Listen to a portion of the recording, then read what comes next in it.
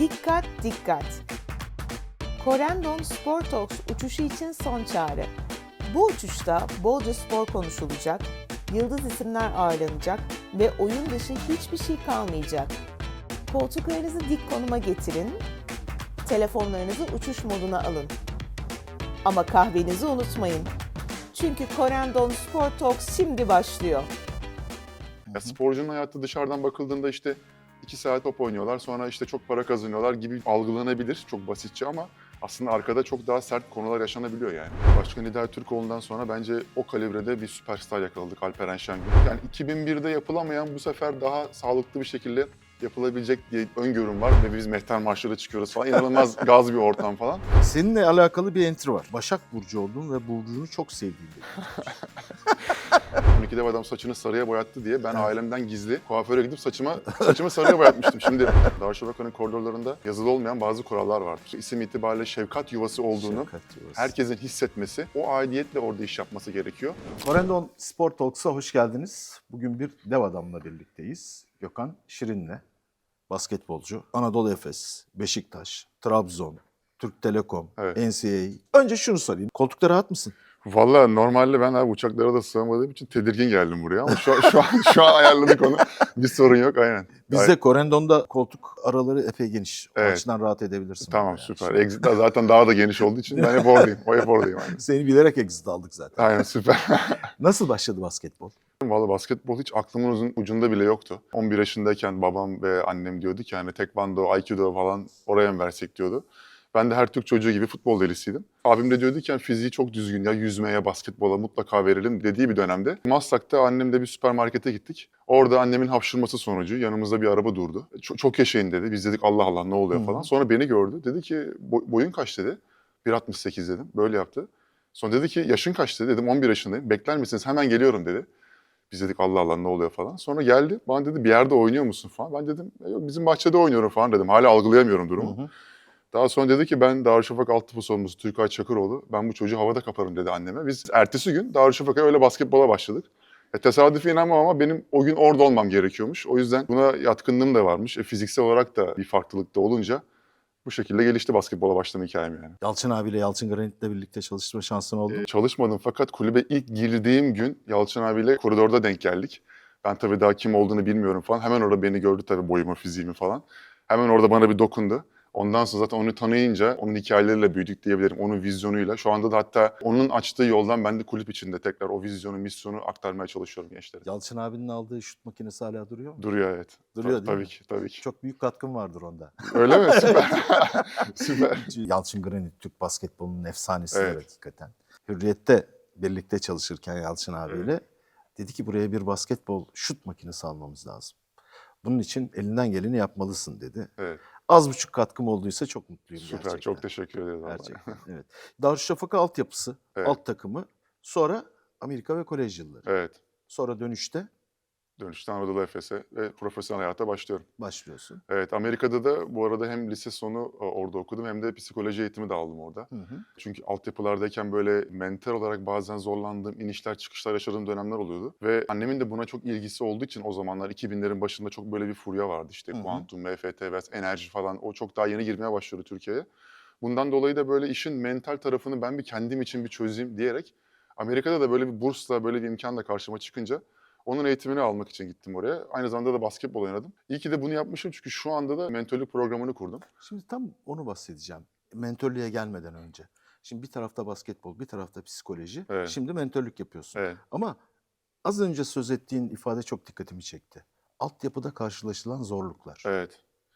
Ya ben Nedir mesela bunlar? basketbola başladıktan 2-3 sene sonra hemen milli takımlara seçildim. Ve hep kulübün göz bebeği, jenerasyonun hep önde oyuncularından biriydim. Ama mesela bazen bazı maçlar böyle adeta far görmüş tavşan gibi oluyordum. Performans bekleniyor benden fakat veremiyordum, o baskıyı yönetemiyordum falan. Bunun yetenekle veya çalışmamakla bir alakası olmadığını küçük yaşta idrak etmiştim. Yani bir farkındalığım vardı. Ve dedim ki hani ben bu işin, oyunun mental tarafını yönetmem gerekiyor. Öğrenmem gereken şeyler var diye.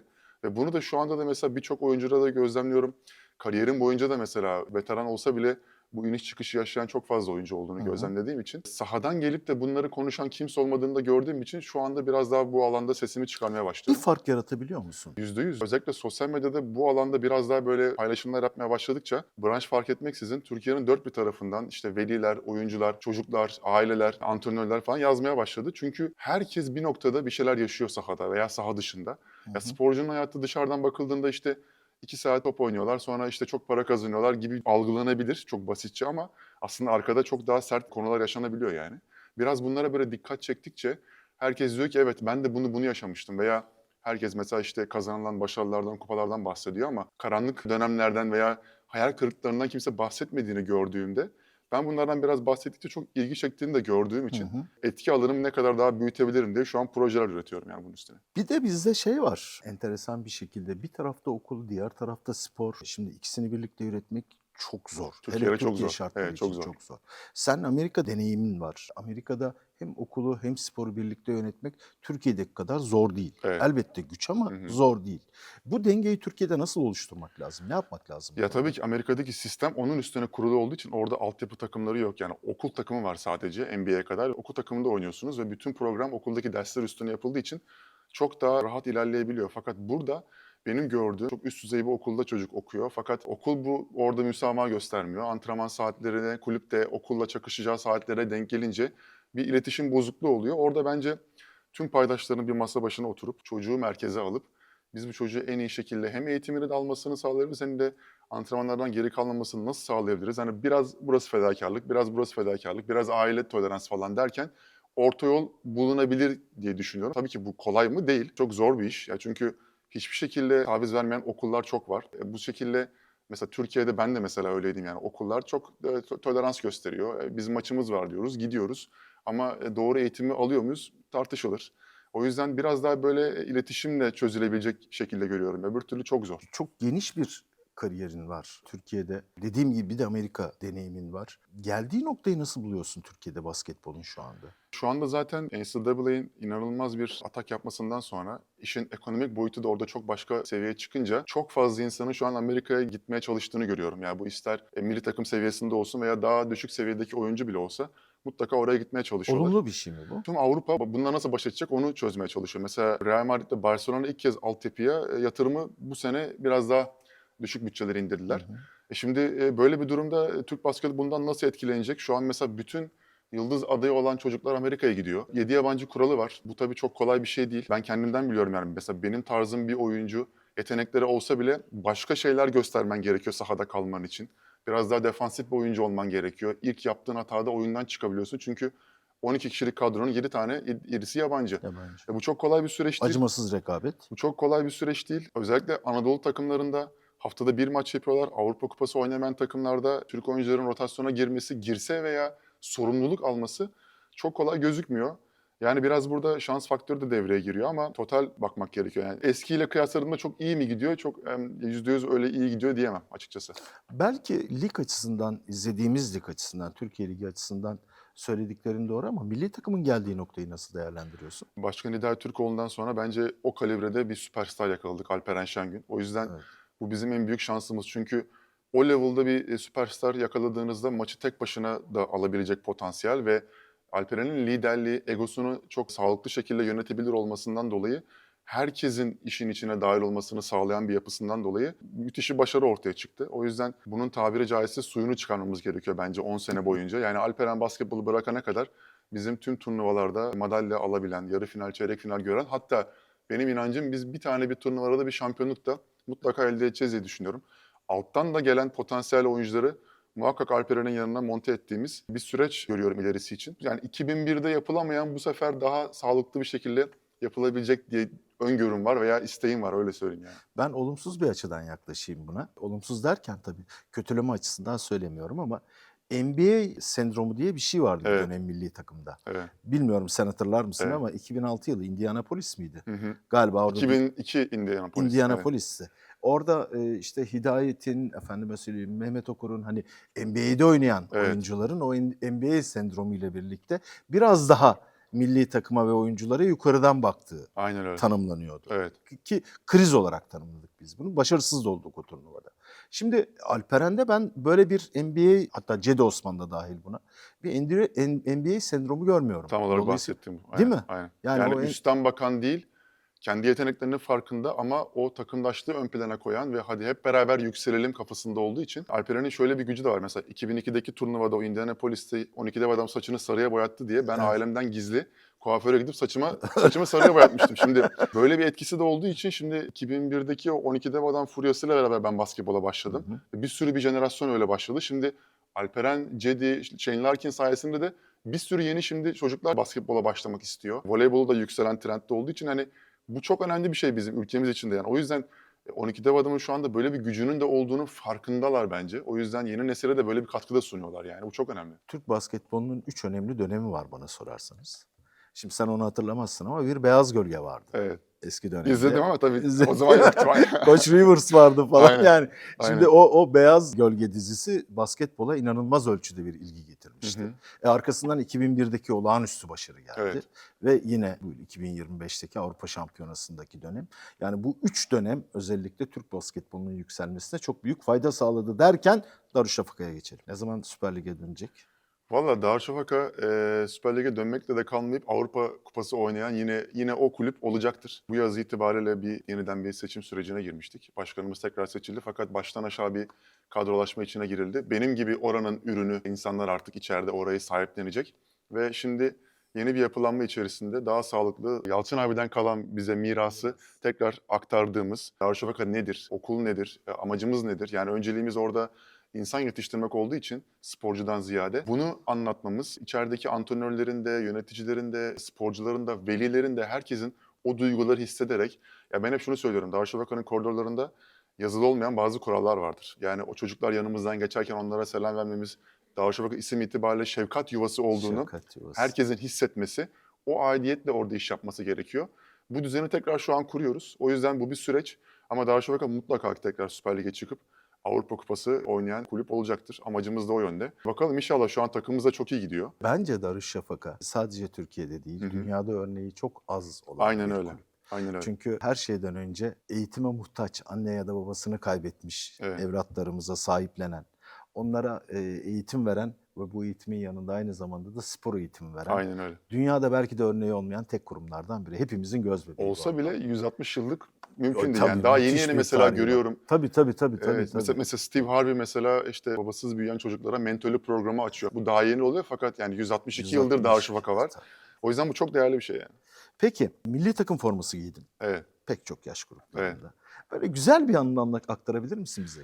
Valla şu konuda kendimi çok şanslı addediyorum. En son giydiğim forma milli takım forması. Ondan sonra zaten Darüşşafaka'da teklifte bulununca bırakma kararı aldım. Ve çok şanslıyım ki tüm kategorilerde milli takım Evet, formasını bütün giydim. kategorilerde Evet, o yüzden baktım çok sanırım öyle bir oyuncu da yok başka. En büyük anım tabii ki ilk kez o giydiğim an diyebilirim. Yani 14 yaşında Sakarya'da bir turnuvamız vardı. Ailem de oraya maça gelmişti ve onları da tribünde gözlerinin dolduğunu görmek ve biz mehter marşları çıkıyoruz falan. İnanılmaz gaz bir ortam falan. Tribünler full.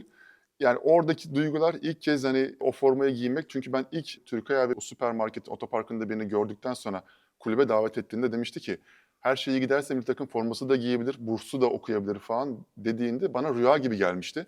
Onun gerçek olması o anda benim için çok anlamlıydı ve tabii ki yani ilk kez milli takım formasını da giymek o da çok başka bir. Yani bu ikisi bende yeri çok başkadır yani. Çünkü milli takım kulüpler üstü bir yer olduğu için Çok farklı haklısın. duygular yani. Ben de bir anımı anlatmış olayım sana.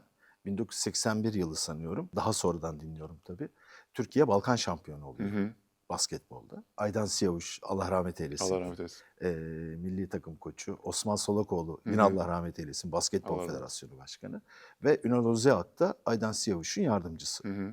Şimdi bir maça gidişi anlatırdı Ünal abi. En önde, takım otobüsünün en önünde Osman Solakoğlu. Osman abi, nur içinde yatsın, hafifçelerde ayağını yere koyar, sağ ayağıyla tempo tutmaya başlar. Ceddin'de Ya gaza gelme ihtimaliniz yok ya. Gelmeme ihtimali. arkadan Evet. oyunculara mehter marşı Evet ya gerçekten söyleyerek. bambaşka bir şey yani. Değil mi? Biz de öyle mesela otobüste veya otelde, kampta maça giderken o işte ne bileyim hazırlanırken o marşları açıyorsunuz ister istemez. Peki, seninle alakalı bir entry var. Başak Burcu olduğun ve Burcu'nu çok sevdiğin belirtilmiş. Evet ama artık öyle Başak burçları da takip etmeyi de bıraktım. Çünkü kendi yaratım gücümün de farkına varınca, çünkü atıyorum ben işte günlük, haftalık, aylık, yıllık çok sıkı takip ederdim. Ama mesela orada diyor ki işte Perşembe günü işte şöyle şöyle bir şey yaşanabilir diyor, negatif bir şey. Ben şimdi bunu bilinçaltıma kodladığımda onu yaşamaya sanki onu çekiyormuşum gibi olunca dedim ki ben artık takip etmeyeyim bunu. Terapistimle de böyle konuşmuştuk falan. O yüzden evet, bir ara ki zaten şey de var, 30'dan sonra da yükselen oluyormuş. O yüzden artık şu an biraz daha yükselene kaymış gibiyim yani. Hayır, ben o bağlantıyı bir türlü kuramazdım. Bu benim eksikliğim muhakkak. Yani yerdiğim için, eleştirdiğim için söylemiyorum ama ayın ya da güneşin hani benim yarın ne yapacağıma dair nasıl bir etkisi olabilir diye düşünmeden Benim edemiyorum. atacağım şuta etkisi var mı bilmiyorum ben de ama yani. Sizinle ilgili şimdi Orhun Ene'ydi yanılmıyorsam, Galatasaray'da Evet. biliyorsun. Galatasaray Lisesi'nde aynı Hı hı. zamanda. Çok yakın bir arkadaşım var, Ali Kiremitçioğlu. Ali Kiremitçioğlu dedi ki yani biz işte liseliler bir toplanalım dedik, Galatasaray Liselileri diye. İşte herkes birbirine soruyor ya ne iş yapıyorsun artık, hani kimi borsacı, kimi bankacı, kimi iş adamı, kimi işte efendim. Ya Orhun Ene'ye gelince bir anda kilitlendik. Sorduğumuz soru giriyor mu? Klasik soru, bilek mi bilek mi? Şimdi basketbolu bırakma kararı. Hı hı. Ya bu zor bir karar değil mi? Aslında bu da başlı başına bir konu ve mentörlük programında burada da oyunculara yardımcı olmaya çalışıyorum. Çünkü bu geçişi tam kafada yapamayan, o noktaya sağlıklı koyamayan birçok oyuncu da çok gözlemliyorum. Hı hı. Abilerimi de gözlemliyorum. Bu çünkü çok dramatik bir süreç. Yani ben mesela kendimden örnek vereyim. 11 yaşından beri hayatım plan, program, ne bileyim kaçta yatacağım, kaçta yemek yiyeceğim, kaçta seyahat edeceğim, antrenman kaçta. Ve o programdan bir anda sizi çıkarıyorlar ve bir boşluğa düşme ihtimali çok yüksek. Ben buna son 2-3 senedir kendimi de kafa olarak hazırladığım için aslında 2-3 sene daha oynamayı düşünüyordum. Dediğim gibi yani kendi yuvam, bana bu mentörlük programını da içeride kurabileceğim, hem de idari açıdan da kulübün bana ihtiyaç duyduğunu da söylediklerinde çok daha hazır hissettim kendimi. O yüzden hiç ardıma bile bakmadan noktayı koyabildim. Ama bu gerçekten çok üstüne çalışılması gereken bir süreç, bir hazırlık süreci olması mutlaka gerekiyor. Bir anda çıkamıyor insan ama çok ciddi sakatlık dönemlerim de oldu arka arka 3-4 sene. Oralarda biraz daha böyle işte 6 ay, 7 ay, 8 ay oynayamadığım dönemlerde bu da biraz bana idman da sağladı. Çünkü sizi insanlar basketbolculuğunuzla tanımlıyor ve bir anda o sakatlıktan dolayı o fotoğrafın içinden çıkıyorsunuz ve diyorsunuz ki ben şimdi ne yapacağım? Mutlaka basketboldan sonrasını düşünmeye başlıyorsunuz. Oraya biraz yatırım yapıyorsunuz. Kendimi nasıl geliştirebilirim vesaire diye. O süreçlerde biraz daha bana idman olduğu için ne yapmam lazım, nasıl yapabilirim? Biraz daha işte o zaman bu mentörlük programını düşünmeye başladım. Biraz daha yazıp çizdiğim bir süreç oldu. O da yardımcı olduğu için çok daha sağlıklı bir geçiş yaptım ama herkes için bu kadar kolay olmuyor. Değil mi? Yani gerçekten o şan, şöhret, ışıklar altında olmak, insanlar sizde fotoğraf çekiliyor çünkü güncelsiniz, maça geliyorlar ama bir anda oradan çıkınca burada egosunu da zarar gören insanlar da görüyorum. O yüzden biraz oraya böyle bir mental destek alarak o geçişe izin vermek çok önemli diye düşünüyorum yani. Altyapıdaki oyuncular özellikle kendilerini ifade etmekte bir zorluk çekiyorlar mı sana karşı? O mentörlüğü verirken kendi sıkıntılarını, dertlerini olabildiğince açık şekilde ifade edebiliyorlar mı? Yoksa böyle bir kapalı yanları var mı? Bana karşı ben zaten avantajımın o olduğunu düşünüyorum. Orada 1-0 önde görüyorum kendimi. Çünkü sahadan geldiğim için beni işte Google'a, YouTube'a girip baktığında görüyor, benim maçlarımı izleyebildiği için bana orada böyle bir tık daha duvarı indirmiş şekilde geliyor. Zaten amacım da buydu yani sahadan gelen birinin bu konulara değinmediğini gördüğüm için ve devasa bir boşluk olduğunu gördüğüm için ben o oyuncunun neler yaşadığını birebir kendim yaşadığım için biliyorum.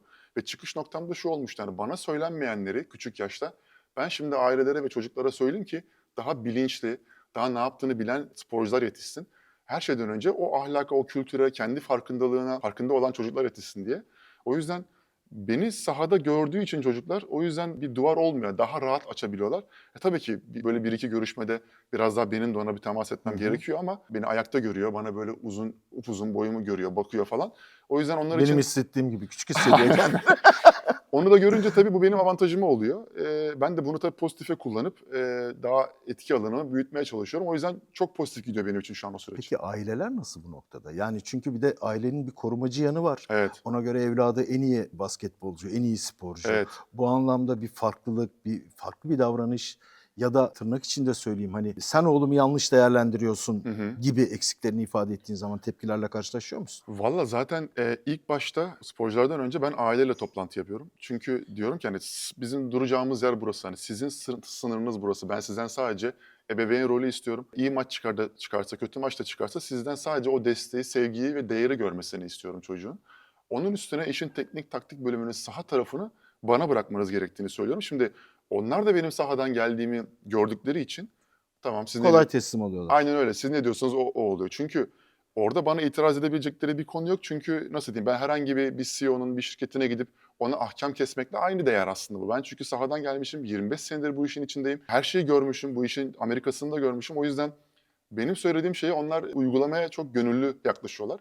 Bu da benim avantajıma ve çok da müthiş geri dönüşler oluyor. Yani çok farklı, negatif şekilde yaklaşan aileler bile bir iki konuşmadan sonra o geri bildirimi alınca, pozitif etkiyi de görünce çok güzel etkiler oluyor bunun tabii. Genel olarak baktığın zaman Türkiye'deki altyapıdaki çocuklarımızda, Hı hı. gençlerimizde genel olarak bulduğun eksiklik nedir? Valla genel olarak zaten bir değersizlik duygusu var. Bunun da sebebi hem kendilerine çok fazla baskı yaratmalarından dolayı hem de ailelerin yanlış yaklaşımlarından dolayı. Ben hala şu an işte basketbol gelişim merkezi yeni yapıldı. Oraya çok fazla gitmeye başladım şimdi danışanlarımdan dolayı.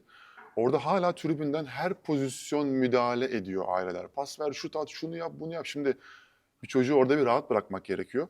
Bunu nereden biliyorum? Ben de aynısını yaşadım. Benim de ailem 20 sene önce, benim mesela Fenerbahçe'ye karşı Altı'da bir tane maçım var. 6'da 5 üçlük atmışım. 32 sayı atmışım. Fakat babam beni o zaman şöyle motive ediyordu. O 6. üçlü niye kaçırdın diyordu. Şimdi bu günümüzden baktığımızda bu çok aslında ağır bir durum. Bunun bende yarattığı tahribatlar da oldu mental olarak. Fakat bunu hala yapan aileler olduğunu gördüğünde diyorum ki hani biz burada çocuğa sadece eğlenmesini ve keyif almasını söyleyelim. Ve siz ebeveyn rolünü oynadığınızda yani sen o 6. üçlüğü kaçırsan da kaçırmasan da 6'da 0'da üçlük atsan sen bizim için çok değerlisin. Biz seni hala çok seviyoruz'u çocuğa yansıttığımızda üstündeki baskı tık diye aşağı iniyor. O zaman sadece yaptığı spordan keyif almaya başlıyor.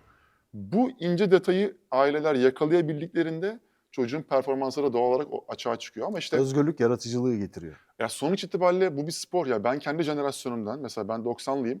Darüşşafaka'da bir tek ben kariyer sahibi olabildim. Bu çok zor bir şey. Herkes sanıyor ki benim oğlum Alperen Şengün olacak. Alperen Şengün olmak çok zor bir şey.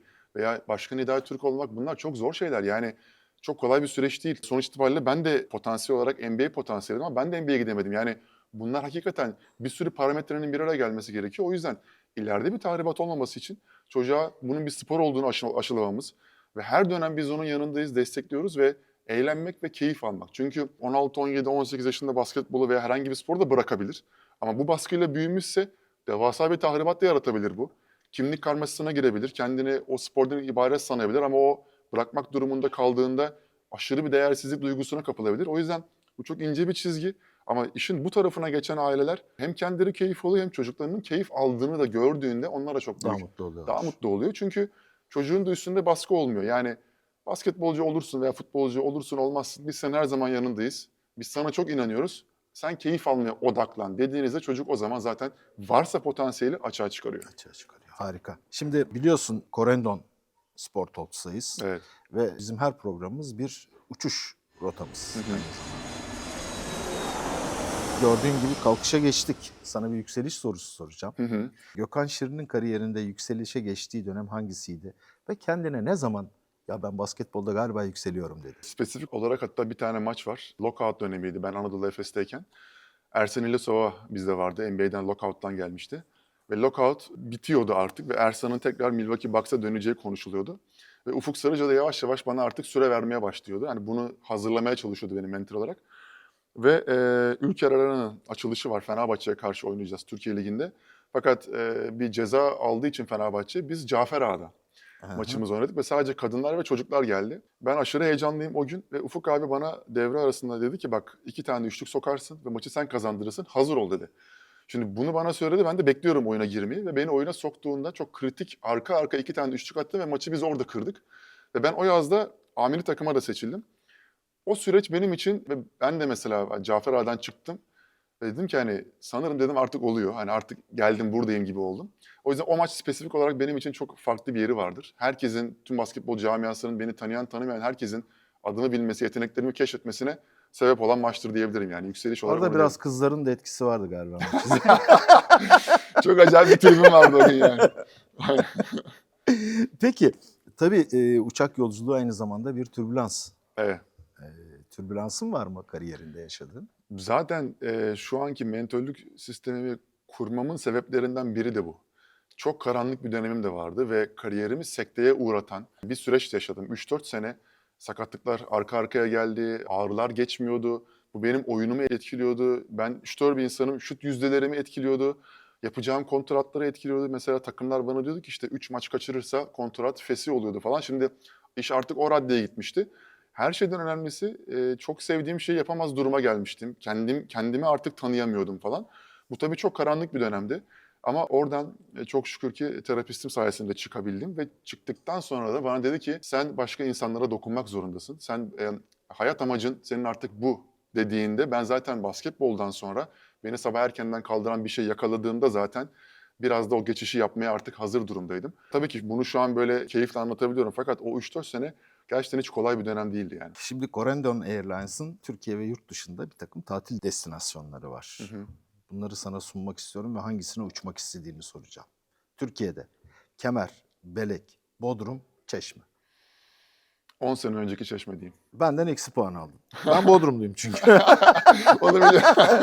Ama 10 sene önceki Çeşme benim için gerçekten çok güzeldi. Niye? Özelliği ne? Daha bu kadar keşfedilmemişti. Bu kadar kültürel olarak çok daha başkaydı. Çok daha samimiydi diyeyim. Hı hı. Ve ben o zaman keşfettiğimde müthiş aşık olmuştum. Fakat her sene bozulduğunu gözlemlemek benim için de biraz üzücü bir noktaydı. Bayağıdır da gitmiyorum bu arada. Evet, neydi o söz? En hızla beyaz kirleniyordu değil mi? Evet, Öyle miydi? evet, aynen öyle. Renkler Aynen hızlı. öyle.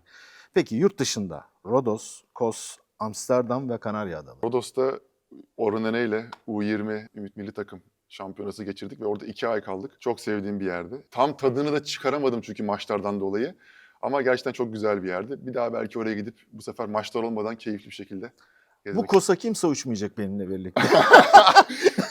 Kos'a ben Hemen çok değiştirebilirim fikrimi. Sevgili Gökhan, çok teşekkür ediyorum. Seninle sohbet gerçekten çok güzel. Ben çok teşekkür ederim Anlattıkların davetiniz çok için. anlamlı ve çok güzel. Umarım o sporcu evlatlarımıza ve ailelere çok güzel mesajlar vermişsindir ve umarım onlar da almıştır. O Darüşşafaka'nın şefkatli kollarında sana büyük başarılar Çok diliyorum. teşekkür ederim davetiniz Görüşmek için. üzere. Bu haftalık bu kadar. Haftaya görüşmek üzere.